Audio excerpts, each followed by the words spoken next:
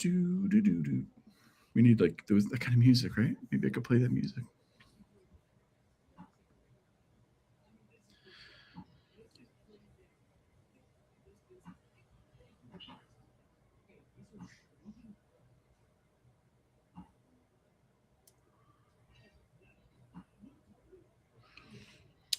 Hey, Jonathan.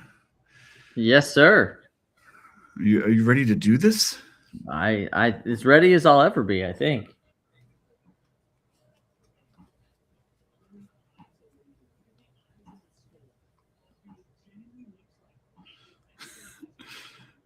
All right, Jonathan. Almost there. Almost there. Yeah. Everybody tuning in out there. Let's see.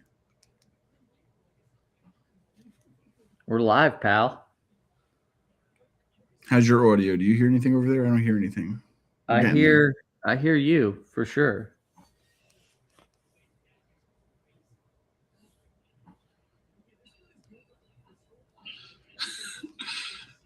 All right, Jonathan. All right, we're gonna be good. I see it.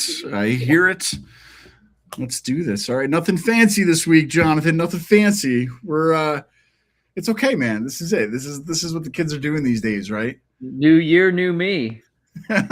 New year, new you. We're outside of the studio for 2026, guys. We'll probably be heading back there for some stuff, but right now we're doing it live via satellite, right? Yes, just like The Rock. All right. Hey, guys, I'm Credo. I'm JB. That's what I was waiting for. There we go, guys. This is 297. It's February. The groundhog didn't see his shadow. The Cluxatani Henrietta saw his shadow. Spring's coming. Winter's coming. I don't know where we are, Jonathan. I'm still shoveling snow in front of my house. So it's been a wild month. Getting into 2026, breaking it in slowly. Winter's been really crazy, though. I don't know. I'm sick of winter already. We need that spring. So I'm definitely on Henrietta's sign down at, Muskie Farm, if you guys haven't heard about it. But Jonathan, man, it's been a crazy world of wrestling. We're coming back. We're doing it live here where we can via satellite. What's been new, man? It's the new year, new you, right? Yeah, no, it's been crazy. I know we talked a little bit, but a lot going on in the world of wrestling. And as we've always promised, we are another wrestling podcast. So we're here to give you our hot or lukewarm takes on what has been going on recently. And I'm assuming that you watched the Rumble, Steve. I watched it. Did you watch it at 1 p.m.? Yes. I was like, oh, all right, it's Rumble Day. It's on right now. What are you talking about? It's the afternoon. I forgot about the whole time situation. I didn't realize it was on in the afternoon until like later on. So I watched it. Luckily, I made it home in time, but it's a little different feel to watching it in the afternoon, kill my whole Saturday afternoon instead of killing my Saturday night. So, first impressions. I'll say that there's a couple things, right? Steve, you are in the world of video and to steal a phrase, you're the best in the world at what you do. What do you think first and foremost about those LED lights? So, man, hey, production's crazy, right? So the production world is crazy. That was all I saw for the first few minutes. And I'm like, wow, they couldn't sell it out. And then I'm like, no, I think there's people there. And I'm not even watching the match anymore. Now I'm trying to figure out if there's people there at the stadium. So I'm missing the matches because I keep looking to the crowd. And then every so often they would cut to like a side shot and you could see people. So I'm like, well, wait a minute. My whole concern for the first 30 minutes, I think was, is there anybody there? And that's a horrible first impression. I get what they were trying to do, but I feel like they should have probably tested that before they went live to the world because it's cool. Don't get me wrong. It's a cool effect you can do, but if you could see the people with that, right? I think that's one of the things because it almost brought me back to the COVID days where they were wrestling in the TV screens, the Thunderdome, and that's what I'm like thinking. I'm like, wow, they really couldn't sell this out, and all the pictures that came in afterwards or the photographers taking it or the side cameras, I'm like, wow, it looked great. How come it didn't look like that on TV? So that kind of killed it, man. And one of those things, it's like, you really got to test this out and get everybody's opinions before you go live with it. And I feel like I was like, I can't be the only one. Let me send out a tweet, and everybody's talking about the lights, man. I don't know. Were you in the same boat? Yeah, and I think what's crazy is that WWE, for better or for worse, they always are on like the cutting edge of like whatever. I mean, I'm so happy they finally got rid of those like the graphics whenever they can. Like Orton would come out and like a snake would be on the screen, or like yeah.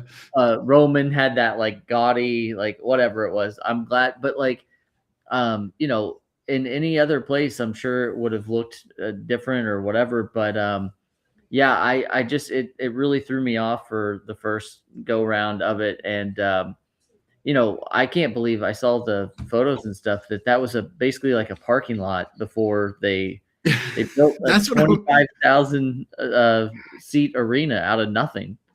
I'm like, that's what I worried about first, because I'm like, wait a minute, this is Saudi. Like, they were paying billions of dollars for stuff. Like, why don't they have a stadium yet? And I'm like, but I'll give them credit, man, because the first two picks, I'm like, oh man, it's like an erector set. I'm like, I wouldn't go in those high nosebleed seats, because it didn't look like a well-built stadium. Granted, they dressed it up a little bit, and at the end of the day, it looked like a legit stadium, right? Like, so when you watch it at home on TV, it looked like they were at MetLife Stadium or something like that, right? It looked like a stadium.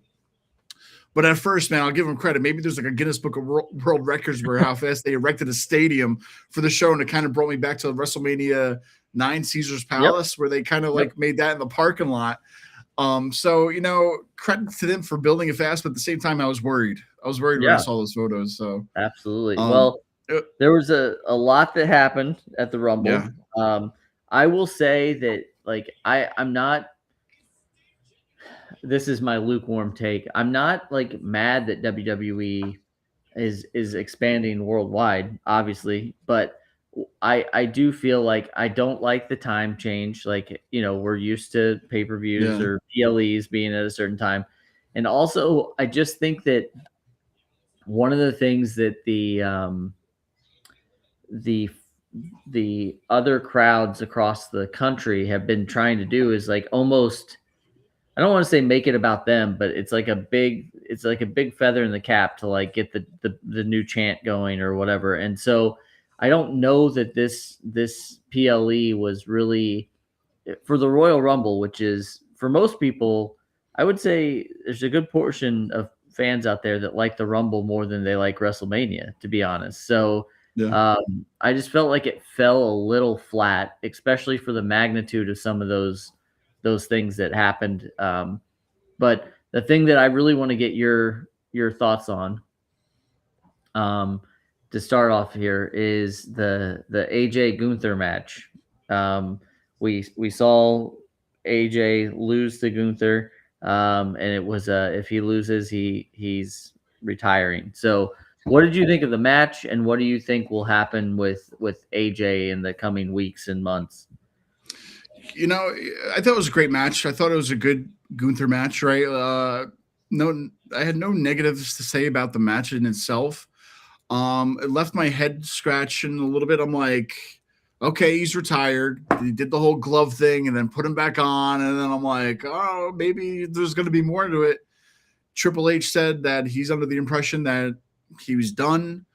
It's kind of weird for me to where you have such a huge star to have his last match in another country, as opposed to like the American fans, maybe not to be, I know we get a lot over here too, but it's kind of like if it's your farewell match, you think you'd want to give that to the American fans. I don't know. And that's kind of, I don't know. Right. So it's kind of weird by that. I don't want to see him go to AEW. I don't want to see him go to New Japan.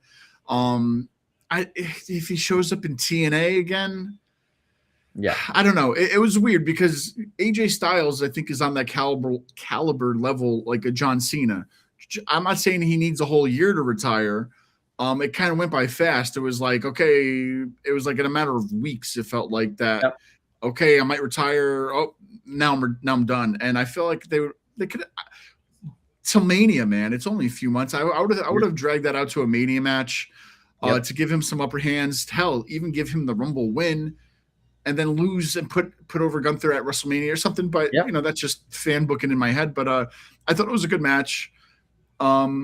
I don't know. After leaving, I don't know if I want to see him go anywhere else, right? Like I don't know. No. Like if he goes to AEW, it's like, okay, you got to make him the champion or something. Like you can't bury a top caliber guy like this, right? Like he has to either go to your company, become a champ, and then have like that farewell tour. But that's what I feel like WWE should have been. So Sure.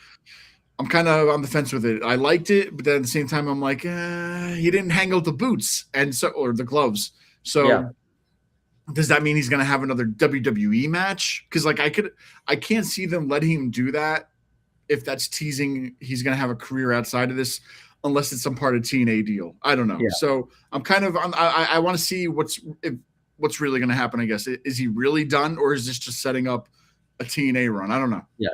Well, and I think the two things that really come to mind for me is like, what are you going to do with Gunther now? Like, you had him defeat Goldberg, you had him retire Goldberg, you had him retire Cena. Now he's retired AJ, but then he's not really doing it. He's not a champion. He didn't win the Rumble. Like, so are they like the iron was hot enough? Like after he did it with Cena, like I would have had him win the Rumble this year or whatever. Like, but now it just seems like, okay, he can't be beaten, but then why isn't he in the championship picture, you know? So that's one thing. The second thing is back before we got all these, you know, WWE is now in partnership with AAA and with TNA and all these places. AEW's got Ring of Honor, CMLL. Like, there was a time when AJ could have left WWE and went to all those other companies and had matches. But now, since they're all owned by like two, like either AEW owns them or WWE owns them, like it's going to be really hard. And like, I hate to say this too, there are like when Cody left WWE, he went on his kind of like trip of the indies. And, you know, we saw him around here in a bunch of matches and stuff, but that's not really there's a handful of well-known indies now, you know, like that he could go to, you know, one obviously in our backyard, that you know a little bit about, but like, and I hope we would get that, but honestly it's just not going to be the same. So I think he's going to be forced to either, you know, stay with WWE, and maybe if he hangs it up completely, he can be in like a backstage role. But if he goes to AEW, yeah, I'm sure he'd get a few good matches. Like he'd get a MJF match and a Kenny Omega, but like I just I see what they've done with other people, and it's either like give him the best matches, make him champion as soon as he walks in the door, or like just let him retire. Like there's no in between, you know. So. No, and you know, I was trying to look up these stats. Forgive me, I can't find it right now, but there was stats to where what AJ's record was like under the Vince McMahon regime, and he was like a 2-time WWE champion, yada yada yada, and then under Triple H, it was like nothing. And I don't know, maybe Triple H. I don't know what this is, right? But it's like this. I feel like AJ Styles was one of those top names, like one of the biggest names in the past decade, right? And, you know, to not use him as a top name, that stings, man, right? Like it's like bringing Cena over to AEW and not just having him job out to the you know, somebody else, like the mid-card guys or something. And it's weird. It's weird to me because it's like you have this name that you could still probably make money off. He's a big name. Keep him up with the big names. Help elevate your other big names to become even bigger names. And they didn't do that. And it's like, okay, he can't please everybody, right? So somebody just not like him. They didn't want to use him. They wanted to focus on other talent or what? So it was weird because when he debuted, it was the biggest thing in the world. Like it debuted at the Rumble. Like everybody's like, yeah, you know, he's over here now. And then you think about all these fantasy matches and bookings, and over the past few years, it just kind of like fizzled out to like, maybe we'll just let him go. And I'm like, wow, I hate when they do that. Like it's like it's not just like a, you know, like a nobody, right? Like it's a big name. So let's see what happens when he does. I'm kind of, you know, at the end of the day, I'm kind of down that it was last match was in another country that nobody could see for where he you know, garnered his popularity. But I'm still an AJ Styles fan, but maybe Yep. he's really done. Maybe he's totally done, right? Yep. And he just wants to work behind the scenes. I don't know that story, but I'm kind of, I guess we're gonna have to wait a few weeks to see what really happens to where, Sure. when his contract is fully out and he can Yeah. not be in WWE. I don't know. So it was kind of different, but like you said, first reactions. I think the whole thing with the ESPN and WWE. I see that they gave a grade of a D to the pay-per-view or something like that. Somebody wrote up. It's funny because you think, okay, ESPN, man, they're on our side. We got them under our wing, and you're not really pleasing that company, and they're just like crapping on you for pay-per-view. So that's really interesting. That they're not really. You'd think being under the spotlight of a major sports network would kind of like elevate you even more. Yeah. But they're on this major sports network and they're getting like shit on. They're getting crapped on for the stuff that they're putting on. And I don't know, man, because overall, I know we just talked about AJ Styles, but overall, it didn't feel like a Rumble to me, especially with just like surprises. La Parka. You're telling me Finn Balor couldn't be on it because of La Parka, who's not even the original La Parka. It's a second, third, fourth, whatever generation La Parka. Okay, you brought in a Powerhouse Hobbs, Royce Keith. Now that was a cool. Okay, we're bringing this guy in on a Rumble. They must really, really be behind him. But you had no Joe Hendry like you had in the past. You had another. What are some of the? There's like no good. Mr. Iguana. Mr. How could I forget? And technically, that's two people because you had the Iguana and Mr. Iguana. So there's some. That was like 30 and. I get that they have a partnership with CMLL and stuff, but like, man, we're coming off the Poughkeepsie Rumble for the ACW, and people are saying online how much they had a better time at that one with the surprises compared to this Rumble. Sure. And I don't know, man. Is it people? When you're on top of the mountain, everybody's got a target on you, right? So it's like, if it's Triple H, if it's his booking, if it's whoever's booking, people are going to be judgmental. They're going to be like, oh, you're not doing it as good as what's his name did it. But I don't know. To me, the overall pay-per-view didn't feel like a good Rumble. It was okay. It had its moments, but it wasn't like memorable that I want to go watch it back right now, Well, let's break down, like, for example, the women's Rumble. Let's talk about that for a minute. So obviously, no AJ Lee. That I thought that there were a few people that popped out in my head is who would possibly win. And to be pretty honest, I thought we'd probably see the return of Bianca, which didn't happen. But Brie Bella had the biggest pop. Are you kidding me? I mean, all you gotta do is turn on that theme song. Remote. I get it. But what's funny, I know we're talking about the women's thing, but if you fast forward to Raw and how they're playing the heel, but then they're trying to forget about it. But anyway, it does go to show you though that, okay, granted, us in the United States are a little bit, we've seen everything kind of a thing, but these people are still huge in other countries, man. That's, I think, my whole point of the moral of the story is that people may crap on her here just over the whole the Bellas. They're still huge superstars everywhere else, man. So you got to understand that she has star power. It may not be in Philadelphia, but like Saudi Arabia loves it. You know what I mean? So you just never know who's going to have, like, who these fans really love. Yeah. Well, and I'll say that, obviously the Royal Rumble is good for a lot of things. It's good for storyline wise. It sets things up for WrestleMania and all that, but it also has the ability to really like make some people. So this Rumble, I think a couple people that obviously like really, really shined and that was the intention, was Sol Ruka. Was a star. We saw Lash Legend. I mean, that was incredible. Kiana James. There was, at least, for what we're used to, NXT has kind of been a feeder system for WWE for a while.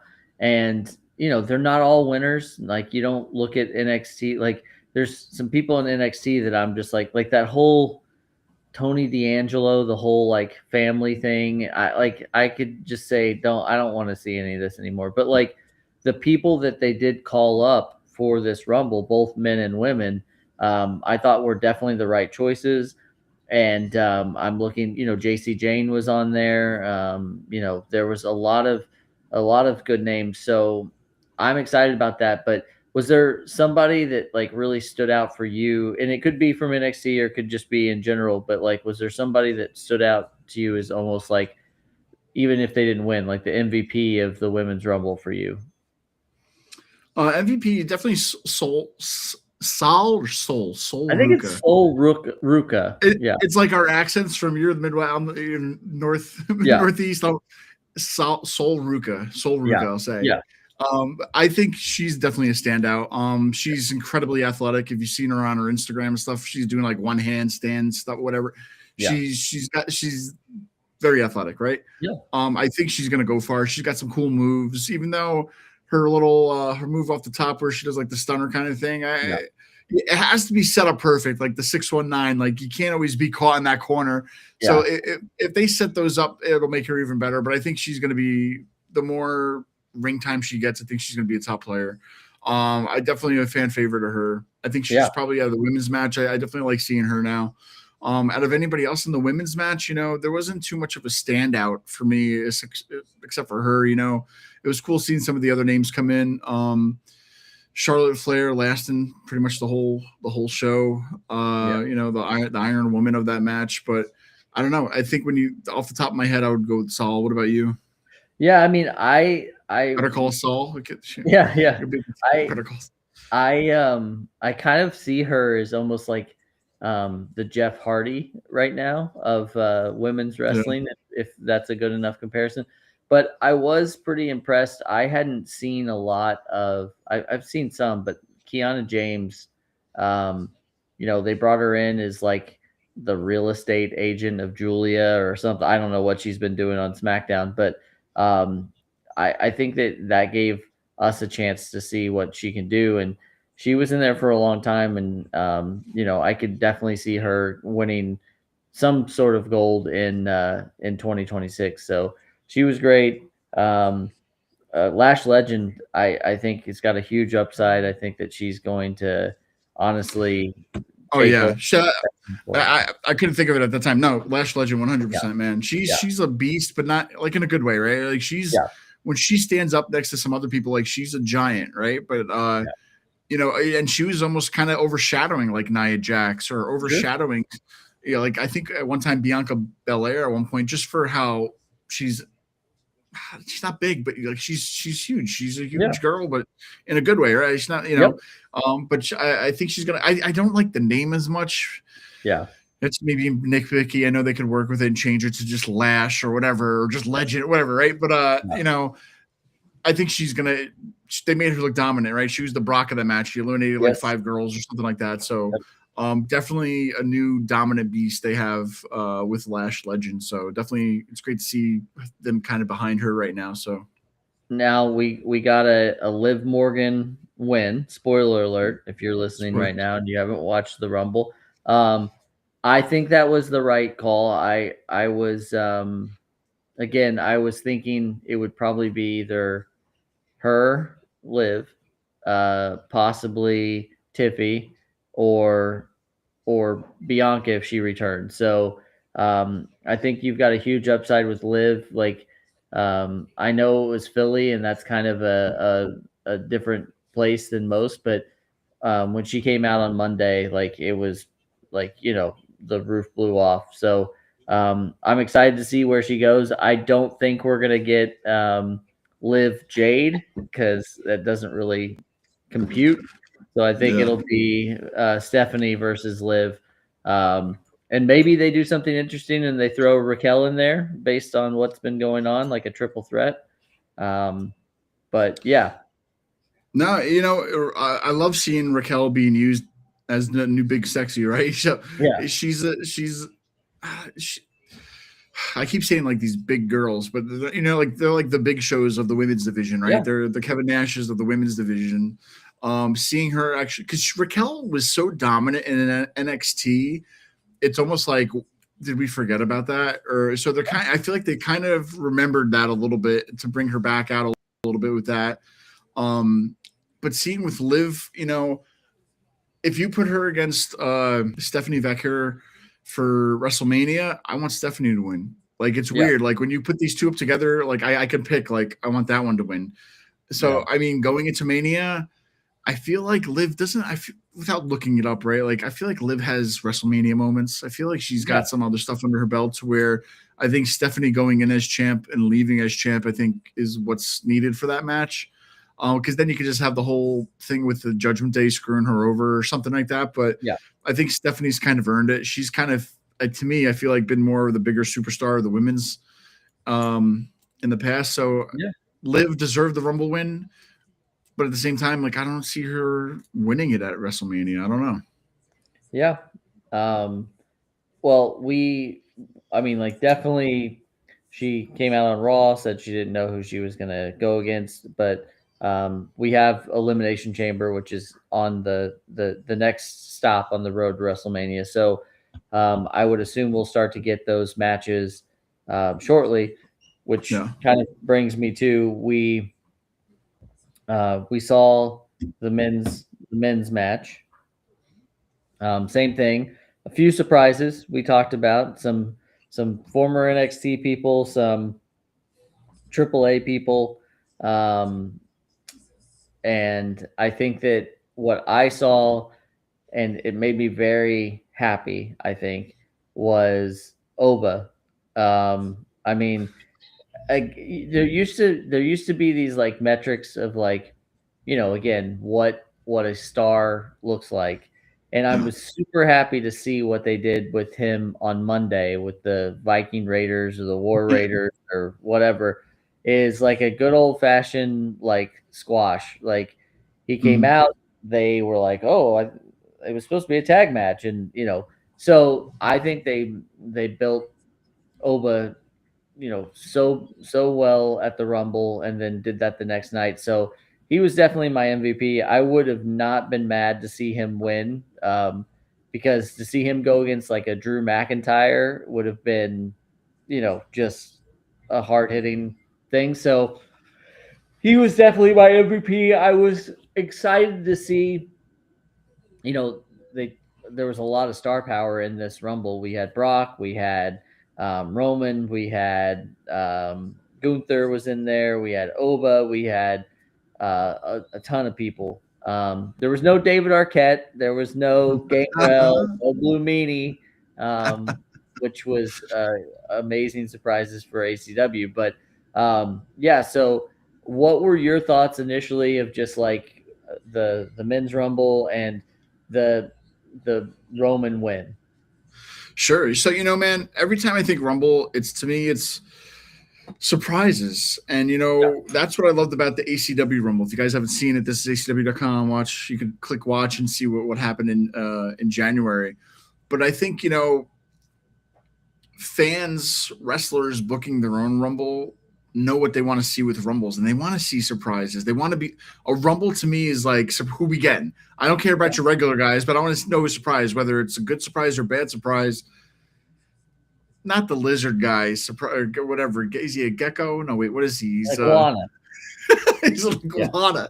So Get it right.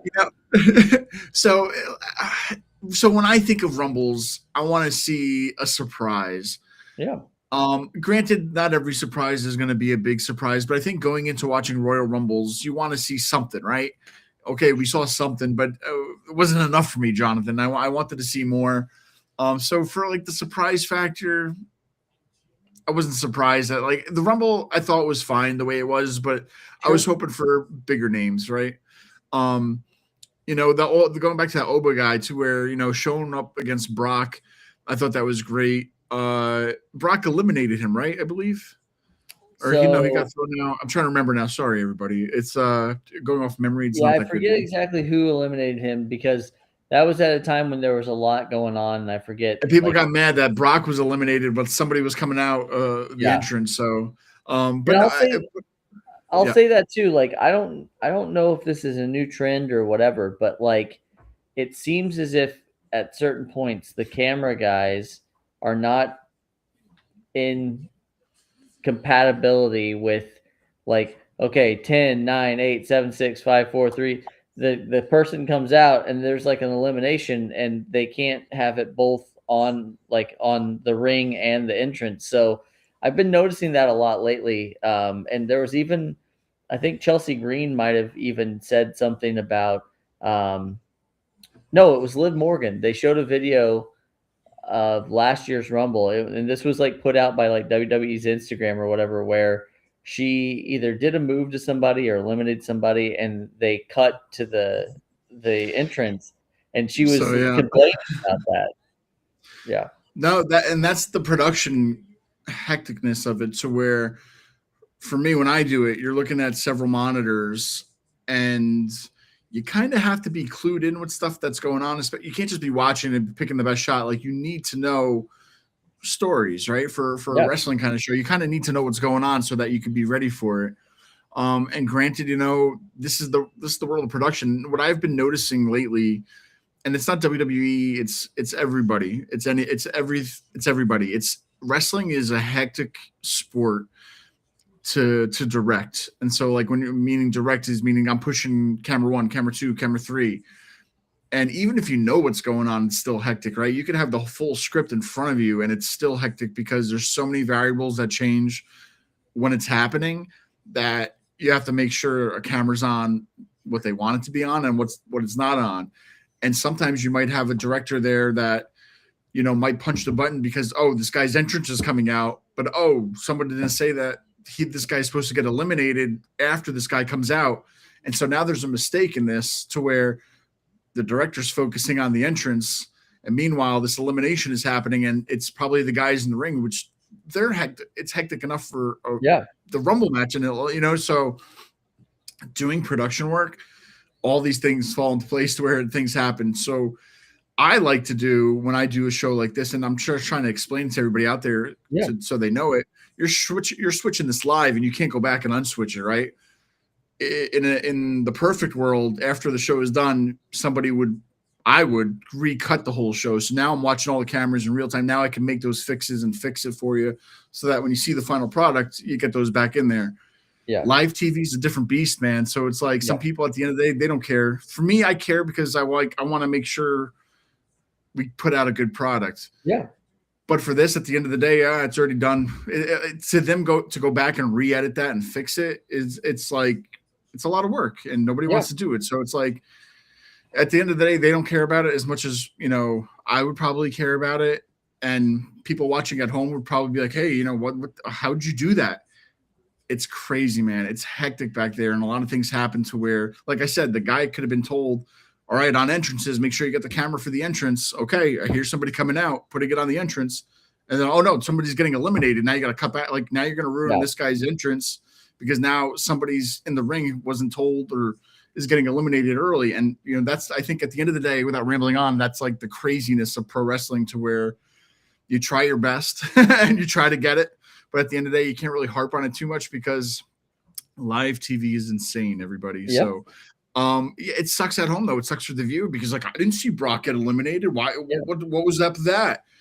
yeah, I get it, man. I get it. But at the same time, you just kind of like, it's live TV, bro. It's live TV. I mean, that's the best, longest way I could put it, yeah, to kind of help people understand, because I feel like people who don't see it in the back don't understand how crazy and hectic it is, that all these things are going on. And even, like I said, I just want to read, even with a script in front of you, knowing A, B, and C, there's another variable that's happening in the ring, that things are happening fast. Maybe somebody missed their cue, whatever. So that's the hecticness of it. But then at home, man, that's where it throws people off, because they're like, I can't believe they missed that. And then you get people mad, and that's the name of the game, man. I don't know. Well, we saw the final elimination. It was Gunther being eliminated by Roman Reigns. So Roman has now won his second Rumble. Yeah, and as soon as Gunther came out, I was like, "That's it. He's winning it." How could you? Yeah. How could you not? Because he's coming off beating all these legends, and then now he just gets tossed. Which I get it. Roman threw him out, right? So it's like, I get it. It doesn't make him look And weak he's at already all. had a match prior, and so it's not like he came out fresh and he lost. It was, But as yeah, soon as I saw him, I was like, that was your winner right there because I yeah. didn't think he would have. I didn't think he was going to be in it. So And we saw, obviously, as we're talking right now, last night was Monday Night Raw. So yep, the road to WrestleMania got a little more cleared up as Roman picked his challenger for Mania. He picked CM Punk. So what are your thoughts on Punk versus Roman at WrestleMania?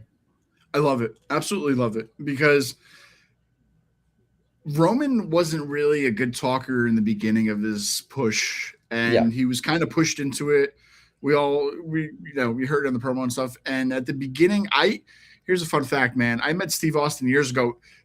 10 years to the day it happened, February 3rd, 2016. I'm gonna post a photo later, you'll see. Yeah. And I had the luxury because I was working at Fox at the time. I was backstage. I knew he was coming. My friend who did the interview, who was like clued me in on that he's going to be there today. So I'm like, I'm coming down to help you. I'll carry your notes, whatever. I'm going to go see Steve Austin. And I'm talking to Steve Austin, and it was like a 10 to 15-minute conversation, which felt like 2 hours in like mark time, right? So I got to talk to Steve Austin for like 15 minutes one-on-one, and that's blew my mind. Anyway, and I remember, and this goes to my point, it was some of the conversation was about Roman Reigns, because at that time Roman Reigns was kind of being force fed to us, and I was like, Steve, man, I was like, I don't know, they're forcing him and nobody likes it. And he was like, he was agreeing with me, and he was like, I know, man, I don't know what they're doing, blah blah blah. That's I don't remember a 10-year conversation, but he was seeing eye to eye with me.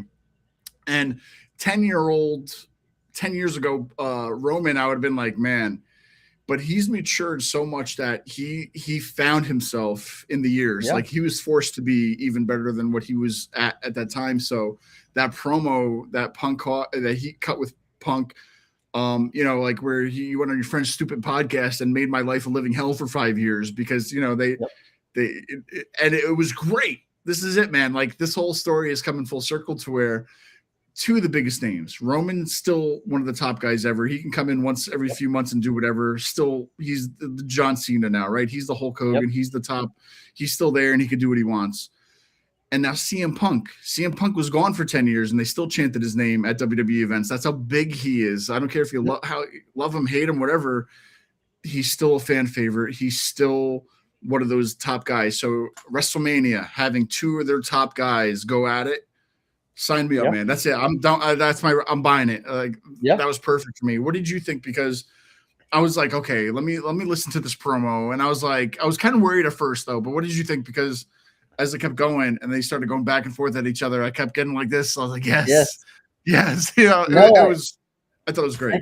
I think that Monday was almost like I don't know if it was meant to be this, but it was almost like, we're sorry for the Rumble. Like, it has to be the main event now. Yeah. Here's Monday Night Raw for you because the whole little piece of business with Braun Breaker and like how real it got with like Adam Pearce and I think that Raw was really good, but yeah, this match is great. It does bring up a pretty good point though, because I don't know if you saw Roman was on I think some show on ESPN where he was talking about how they're just not making any stars. I saw it. Yep. And so here we have an instance where the main event of both, WrestleMania night 1, probably WrestleMania night 2, both men's matches are probably not going to have some new person in it. So in one way I see that and I think, wow, like what does this look like for the next couple of years? But obviously too, that Punk Roman match will bring people to Vegas. It's a match that people have wanted to see. And, I hate to say it, but I don't want to say that Punk is past his prime. Like, that would be the clickbait for this article that I'm saying, but like Punk's, I think his best performances, not maybe on the mic, but his wrestling performances were maybe a couple years ago. So he's still at the top of his game, but it's just not as. But like I think Roman is at his peak right now, and so what better? I think of this as kind of like a Piper and Hogan, or like something like that, where you've got two people that are kind of crowd favorites. It's hard for people to choose, but one of them is extremely good at talking. One of them's really good in a match.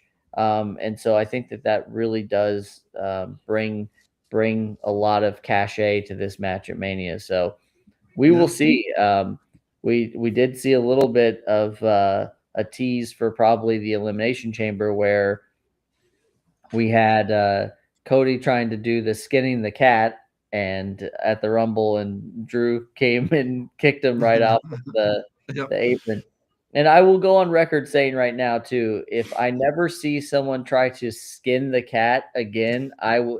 It'll be too soon, because it was great when Shawn Michaels did it. It was cool when Dolph Ziggler did it. Because that was kind of the gimmick. Yeah. But it was made for like like a really big moment, and it's like now it's just like the super kick. Like everyone does 50 super kicks, everyone skins cat, everyone kips up. It's just like you gotta let some of this stuff go for a while, so then when it comes back, it's like impressive again. Like it's but No, that's my no, no. I'm very happy though, because like I'm very happy that it's two of the biggest names at the end of the day yeah, as the main event. And like I said, go back to 10 years ago. Roman found his place in those 10 years to be one of the biggest names ever. Um, and yeah. CM Punk, love him, hate him. He's still, people love him, man. Still, they're ride or die with him, and they're gonna ride with him till the end. So having this as the main event, I'm 100% happy for it. We'll see it happens, and this is also the world title, so it's not Yeah. the WWE Championship, which is fine, because then maybe they can make a new name with that. But it's going to be Cody Rhodes. What do you think?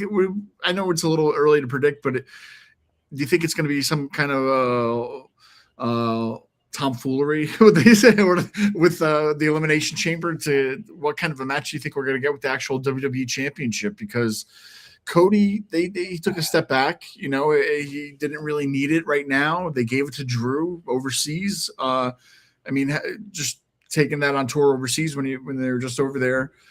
He's a main eventer, but now what do we do with it at the end? Does he walk in as champ and walk out as champ, or something going to happen at Elimination Chamber? Are we going to get like a 3-way, 4-way? What do you think? What can we get possibly out of this? Definitely thinking that it in some way is going to be Drew versus Cody versus Jacob Fatu. That's like kind of where it looks like it's going. To How make they get Jacob, there, I yeah, don't know. And I really don't think that it needs it, except for the fact that we have seen a lot of Cody versus Cody versus Drew. So to spice it up a little bit, but you could potentially even make it like a fatal 4-way. That hasn't happened at Mania for a long time either. But um, yeah, I mean, I would love to see Jacob Fatu. I think I mean, again, I don't know that he needs the championship, but I definitely think he is at the height of his career as well right now. So just um, incredible heel, man. Okay, so people talked about this though before too, to where people loved Cody Rhodes as a heel in Ring of Honor. yeah.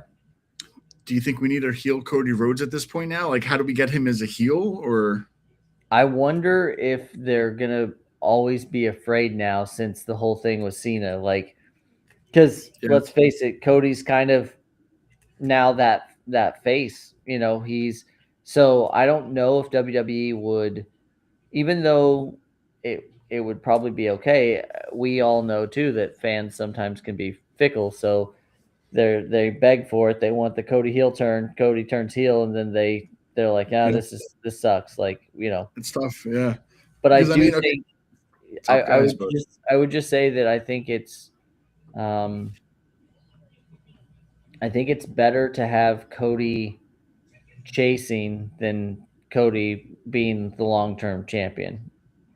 Yeah, because I mean, I feel like we've entered that space to where they've really long term booked Cody, to where went to Mania, didn't win it, went back Yeah. to Mania, won it, and it's just like we're in that circle of like he needs something else right now. He was the champ, he was at the top for a while. Now he needs to chase it, or he needs to do something with it. Winning again at Mania, I don't know. If you had to pick, I know it's really early, but if you had to Yeah. pick the main event winner for Roman and Punk, and then maybe just the winner for the WWE Championship, really quick, off the top of your head, walking out of Mania, what do you think is the best bet or the best for business? Dare I bring back an oldie? I mean, I think that I think you would have to say Roman beating Punk would be the best call. But then, how often are we going to see Roman post Yep. Mania? So that's concerning to me. And And he has a then, record now too for Hogan's like main events or whatever. How many he's main evented yeah, in how many years? And anyway, sorry. no. And then, as far as like the other, like the WWE undisputed, like I almost feel like they just gave the title to Drew. They took it off Cody. I don't know if that was because of like Cody's been doing Street Fighter or whatever the deal is, but like I honestly don't see them taking it off of Drew this quick, you know. So I think we see a one title change, which would be Roman beating Punk, and then I think we keep it on Drew for a while and see what he can do. And again, if I'm fantasy booking and I'm building my own promotion or whatever, like Drew McIntyre is that guy. Like I would love to see him get a almost like a Roman style run where he's just the champion for the next 2 years or something, because he's proven himself on the mic. He's continuously having great matches. Like he looks like a star. Like that would be me. I would keep it like that. But there's a lot of time between now and Mania, so No, yeah, just really quick, man. I'll tell you this: to where last year, correct me if I'm wrong. Last year, Punk won it, but then was cashed in on, or no? Was that?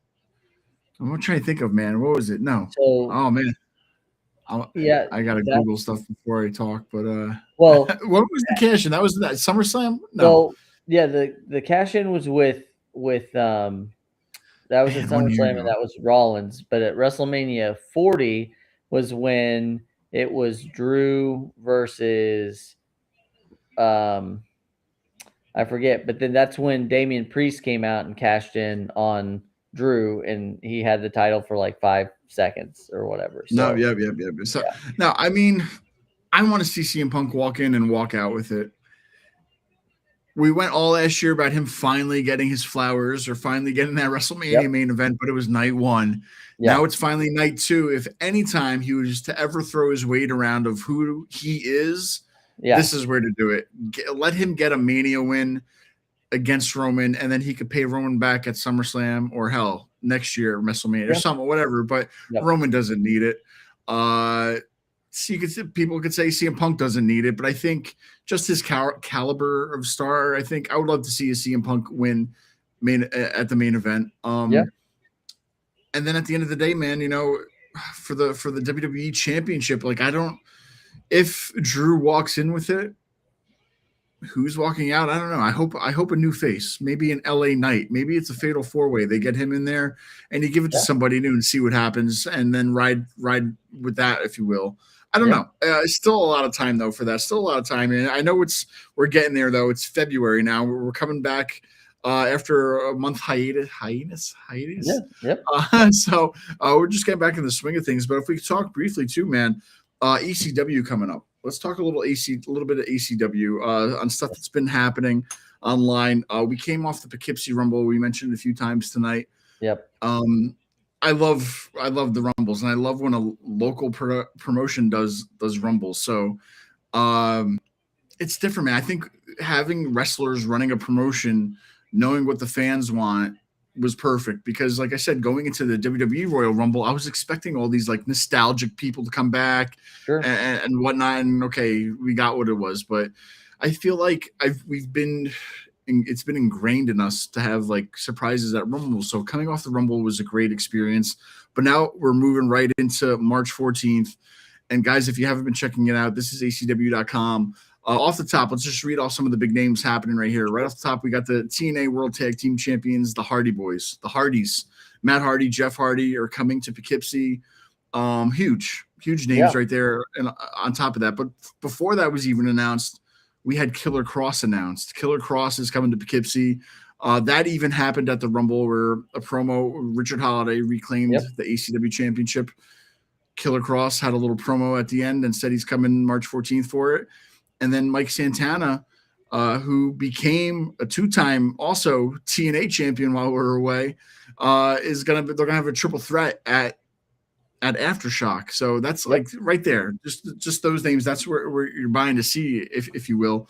What do you think about some of these names coming? What are your thoughts on the Hardy Boys, Killer Cross, and also I think announced yesterday we have Scarlett Boudreaux. Yes. I'm still thinking of Parker Boudreaux, Scarlett Boudreaux. Scarlett's going to be with Killer Cross, and a handful of other names I could read out for you. But just really quick, what are your thoughts on some of these guys coming to Poughkeepsie? Listen, I have the absolute like pleasure of being able to go to these shows. And, it just continues to, like, I hate to put this pressure on ACW, but like every show gets better than the last. And I don't know for how long that can continue because like without them like digging up the Ultimate Warrior or somebody like that, like I don't know how they keep topping themselves, but it's so different, and this isn't like a knock on like other, because again I'm definitely fully believe that the wrestling space is big enough for everyone, right? But I will say that ACW, I've told you this a million times, but production wise is just incredible. But then there's like storylines, and that's like something that's always been lost. Sometimes wrestling would run a town or whatever, or maybe they would run the Northeast and they do a loop, and they didn't really think, and truthfully, they didn't have to have storylines. But this is year 2 now of ACW, and they're threads that we're seeing, and that they're things that happened, and now that there's consequences and stakes and all that stuff. So but people that you didn't mention, Ethan Carter III or EC3 is going to be there. Top 1%, baby. Sydney Air Akeem's coming back. My thoughts on Flip Gordon from CMLL is coming. I don't know. I know my thoughts on these individuals, but 4 people that are going to also be there that are huge names in their own right. The Righteous are going to be back, and we've got the modern era 2 dudes with attitude. We've got Big Trouble, Ben Bishop, and Richard Holiday, and I mean that. Again, I'm super impressed by the caliber of talent that continues to show up for every one of these shows, and it's just going to be exactly coming off the Rumble. There's more stakes that this is coming. This triple threat match for the ACW title is huge. I'm just fatal 4-way, man. That's the fatal 4-way. So not only is it going to be the TNA World Tag Team Champions, the Hardys, versus the ACW Tag Team Champions, the now Victorlicious Hale Collins, versus the Righteous versus Sent to Slaughter. That's a big tag. That's a big tag team match for Poughkeepsie, man. Anybody can walk out as ACW Tag Team Champions. Just reading off some of the other names, Zach Clayton walked away with the national title. He beat Enzo Amore in maybe a controversial way at the Rumble, but he's the new national champion, and he's going to be going up against America's favorite, Wrecking Ball Legursky. That's a tough first title defense, man. The first person you're going to defend your championship against is probably one of the biggest and meanest maybe he's not that mean, but he's still a big guy, and he's a big guy. He can take that title away from him pretty easy. So I think having your first title defense against a Wrecking Ball, yeah, good luck, man. Good luck with that. But then also there's going to be a newcomer, J-Rod. There's going to be American Gladiators. You know American Gladiators from the 80s and 90s, whatever. So they're coming back. I think they're going to be on Prime, Amazon Prime, or something like that. Anyway, sometime this year, American Gladiators is coming back. But J-Rod from American Gladiators is going to be there making her ACW debut, going against Indy Hartwell, who's the women's champion, going against probably one of the top women in the country right now, Lena Cross. One hell of a triple threat for the women's. Well, and you mentioned it earlier, and again, the way that ACW has been going, we cannot discount what role Scarlett will play. She's there. She's probably, she's wrestled before. I'm assuming she's hungry still, and maybe she makes herself known in that match. Everyone's probably thinking, oh, it's just going to be in the main event with Killer Cross, but Scarlett wants to eat too. I wouldn't put it past her. No, man, at the end of the day, ACW has revitalized pro wrestling in Poughkeepsie, in our area. Poughkeepsie is one of the biggest spots for pro wrestling for years. WWE come here to Raw all the time. Yep. Countless other promotions, but I always called it the capital of pro wrestling because they had some of the biggest events there that you guys probably don't even know about. From everything from the Macho Man Randy Savage debuting there with Miss Elizabeth, the Hart Foundation debuted there, yada yada yada, right, and so on and so forth. But just bringing it back to this area in the historic MJN Center, formerly the Mid Hudson Civic Center, it's the perfect size venue, man. And it's crazy because you can go to these shows and it's, even if it's sold out, no matter where you sit, it's like you're sitting ringside, right? And it's I don't want to say it's a small venue, but like if you're going to Madison Square Garden, it's a lot smaller than that. But you know what I mean? But it's like the perfect size and it looks great. And it's exciting, man. I think 2025 was the year of ACW. It was the year of awesome. With all the matches they brought back to Poughkeepsie, kind of got people wondering what's going on. You talked about storylines, talk about, we're having a peace. I think it's a summit for peace between the Machoverse as a cosplayer dressed as like Macho Man, who's had on our show, to meet up with Crowbar. Because over the past 2 times, I think it was at Mischief Night, Crowbar threw Machoverse over the rail, and now you had Crowbar. The following show at the Poughkeepsie Rumble, Machoverse was banned, and he descended from the rafters, came down, slapped Crowbar with his scepter. It was a big Slim Jim. But like they're getting in each other's faces, so there's having like this big peace treaty, if you will, a summit for peace. Talk about long-term storytelling, man. Like this is what's cool about it, because it's like I can't emphasize this enough, to where you're not paying $5,000 to go see a WWE show for a pay-per-view. You're getting that right in your backyard. It's a live televised event. You get to watch it on TV after. You can bring the kids, make your own signs, and it's like going to your own WWE-esque show, but maybe it's a little bit better than what they're doing. Not to toot our own horns, but no, anyway, it's been an exciting time, man. And, January has been crazy with winter. It's been crazy with wrestling. Yep. We're finally getting back into the swing of things. We are live via satellite, in case you're tuning in right now. We're stepping outside the studio. Shout out to Beacon Podcasting. We'll probably be coming back there in the near future. But guys, in the meantime, while we're still just seeing our shadows and trying to get ready and dig ourselves out from this snowstorm still, we're going to bring you a lot more episodes, a lot more conversations like this. Maybe Jonathan, I'll come sleep over your house. We'll have a little hang out. Little camping trip. I'll come over there. We'll tent it. We'll do it live from Jonathan's crib or something. But no, guys, I think we're just getting back into the swing of things. 297, Jonathan. We're almost at 300. Almost. So maybe almost. We'll see what's happening, man. I don't know. Is there any last words? I think getting into the year 2026, I guess, with AWP. Yeah, listen, I, as always, just want to thank everyone who listens and comes up to us and says kind words. It's something that never gets old. And, you know, we're just two guys who like talking about wrestling, and we've been doing it now for quite a while. Excited for episode 300 coming up. And I want to just mention, this is acw.com, and the tickets, especially for like the lower, like around the ring, are selling fast. So get your tickets. Yeah, don't wait. Don't wait. Yeah. That's right. All right, Jonathan, man, we'll see. I'll see you next week or something. We'll do it Yes. up again, and I don't know. We're in a little different location, but it's not too bad, right? No, it feels good. We're just happy to be back. Awesome, guys. All right, we'll see you soon. Thanks for tuning in. All right, Jonathan, I'll see you next week. Yes. All right, we gotta bring back the music stuff. All the guys is graphic now, Jonathan, but it is what it is.